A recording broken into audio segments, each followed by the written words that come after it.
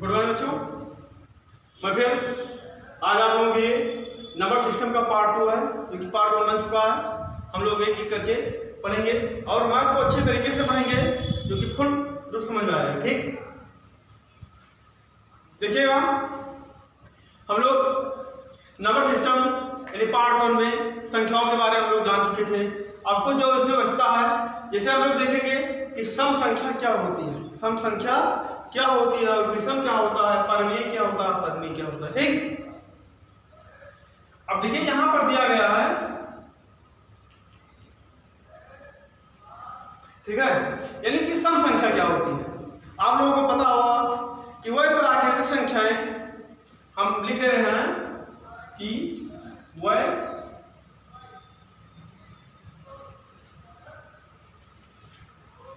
प्राकृतिक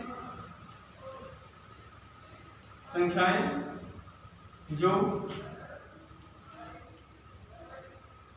2 से विभाज्य हो जाए। ठीक है, जो 2 से विभाज्य हो जाए यानी कि कट जाए। ठीक है, वह प्राकृतिक संख्याएं जो हम 2 से, किसी भी संख्या को यदि हम 2 से भाग दें तो संख्याएं क्या हो, कट जानी चाहिए। तो ऐसी संख्याएं जो होती है वो प्राकृतिक संख्याएं होती है। ठीक है, और इसका यानी कि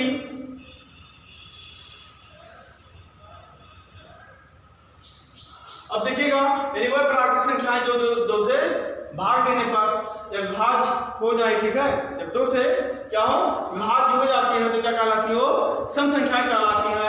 ठीक, और विषम संख्या क्या होता है, वह प्राकृतिक संख्याएं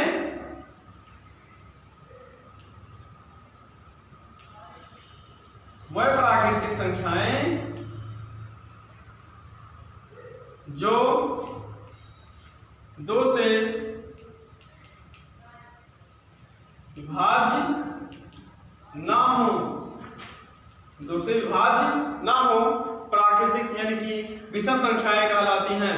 यानी जब हम 2 से भाग दें वो संख्या ना कटे।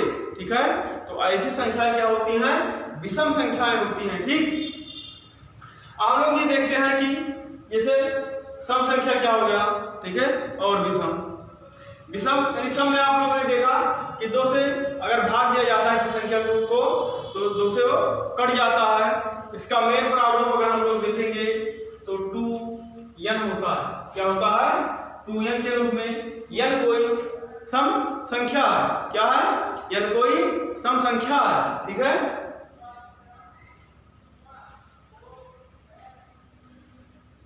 और ये भी आप लोग देखेंगे।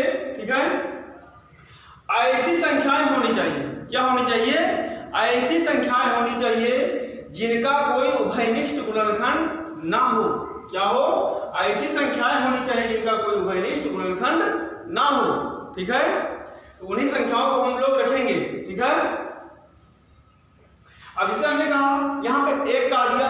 क्या कहा दिया, एक। ऐसी संख्याएं जिनका कोई उभयनिष्ठ गुणनखंड ना हो, यानी कि अभाज्य संख्या हमें रखनी होगी। हमने वहां पे लिखा जैसे 2n लिखा। क्या लिखा, 2n लिखा है।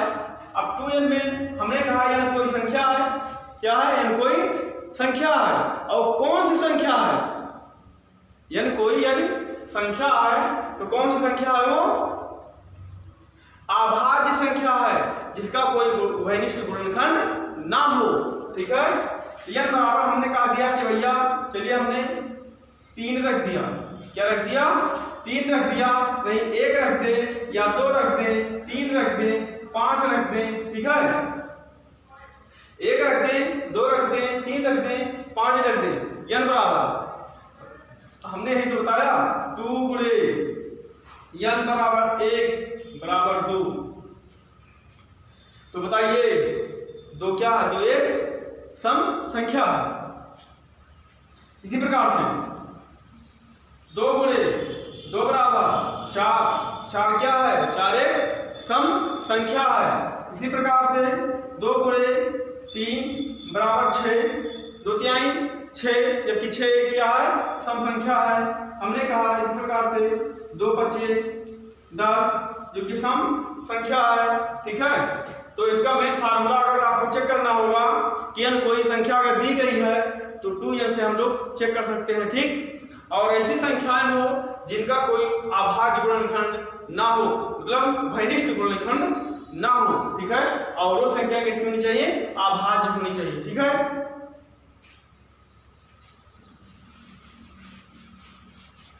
चलिए आप सम के बारे में जान चुके हैं, यानी कि अब विषम पता होगा आपको, वह संख्याएं जो 2 से भाग देने पर ना कटे। अब इसका मेन प्रारूप जो होगा वो 2n माइनस 1, 2n माइनस 1, ठीक है। देखिएगा अगर ये आपको विषम संख्या चेक करनी है, ठीक, तो 2n माइनस 1 से आप लोग विषम संख्या को चेक कर सकते हैं, ठीक। चलिए हम लोग देखते हैं, जैसे हमने वही बताया ऐसी संख्या हो जिसका कोई उभयनिष्ठ गुणनखंड ना हो, ठीक है, जिसका कोई उभयनिष्ठ गुणनखंड ना हो, तो ऐसे हम चेक कर सकते हैं। हमने कहा भैया n बराबर 1 2 3 4 नहीं होगा 5 7, ठीक है। अब हमें चेक करना है कि विषम संख्याएं होंगी कि नहीं होंगी, ठीक है, विषम संख्याएं होंगी कि नहीं होंगी।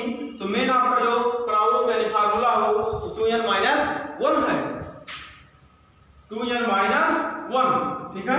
ये हमारा दिया हुआ पहला कंडीशन हम लोग चेक करते हैं, 2 गुणे 1 माइनस 1, 2 गुणे 1 माइनस 1, 2 का नाम 2, 2 में से 1 गया भैया 1 हमारा क्या है, 1 तो अकेला है, ठीक। दूसरा चेक करेंगे हम लोग, 2 गुणे 2 माइनस 1, 2 दूना 4 माइनस 1, 2 दूना 4 माइनस 1 कर देंगे, कितना आएगा 3 आएगा, क्या आएगा 3 आएगा। इसी प्रकार से तीसरा 2 गुणे 3 माइनस 1, 2 3 6 में से घटाएंगे भैया 5 आ जाएगा। चौथा लिखा है इसे 2 गुणे हमने कहा 5 है ना, हमने कहा 5, 2 पंचे 10, ये माइनस 1 हो जाएगा, 2 पंचे 10 माइनस 1 ये 9, क्या है एक विषम संख्या है, क्योंकि विषम के बारे में हम लोग पढ़ रहे हैं, ठीक है। ये विषम संख्या हो गई, ठीक है। यदि आपको चेक करना होगा तो इसी के तौर पर आप लोग विषम संख्याओं को चेक कर सकते हैं।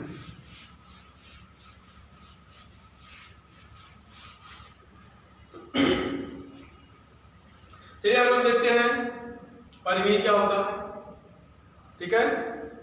लिखेंगे वह प्राकृतिक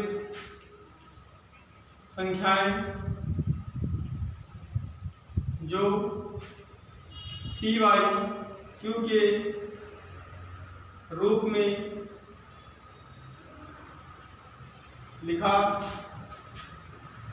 जा सके, ठीक है, पी वाई क्यू के रूप में लिखा जा सके, ठीक है। पी और क्यू कोई धन पूर्णांक है, क्या है, पी और क्यू जो है एक पूर्णांक है, या तो धन हो या ऋण हो, उससे कोई फर्क नहीं पड़ता, ठीक है। जैसे हमने कहा कि 1 2 फिर -2 -3, ठीक है, या 1/1 1/2 3/5 -6/7 -8/9, ये सब क्या है, परिमेय संख्या है कि जिसको हम पी वाई क्यू के रूप में व्यक्त कर सकते हैं। इसी प्रकार से आप परिमेय देखेंगे वह संख्याएं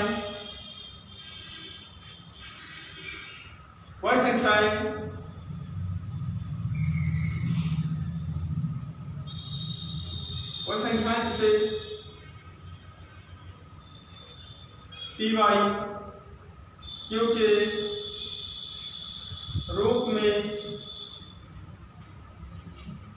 के रूप में लिखा ना मतलब जा सके, ठीक है, पी वाई क्यू के रूप में हम उसे व्यक्त ना कर सके। जैसे √2 √3 √5 √6 नहीं होगा, 7 √11, ठीक है, इत्यादि जो भी हो, ठीक है। ये क्या है? परिमेय संख्या, अपरिमेय संख्या। क्या है ये? अपरिमेय संख्या। यदि आपसे कोई पूछता है कि अपरिमेय संख्या बताइए, तो जिसे हम रूट में व्यक्त कर सकें, क्या है? यदि रूट में लिखा हो और जिसका उभयनिष्ठ गुणनखंड ना हो, रूट में लिखा हो जिसका कोई उभयनिष्ठ गुणनखंड ना हो, ऐसी संख्याएं क्या होंगी? अपरिमेय संख्या होती है। इसी में एक और आता है, ठीक है, ये y लिखा हुआ है, ये हमारी क्या है? अपरिमेय संख्या है। और यदि कहीं पे 22/7 लिखा हुआ है तो क्या है? परिमेय है, ठीक है, परिमेय हो कुछ भी हो, ठीक है। लेकिन जो अगर पाई लिखा होगा तो क्या होगा? अपरिमेय संख्या हमारी होती है, ठीक है। आप लोग नोट कर लीजिएगा। ले ध्यान बात फैक्टर राशि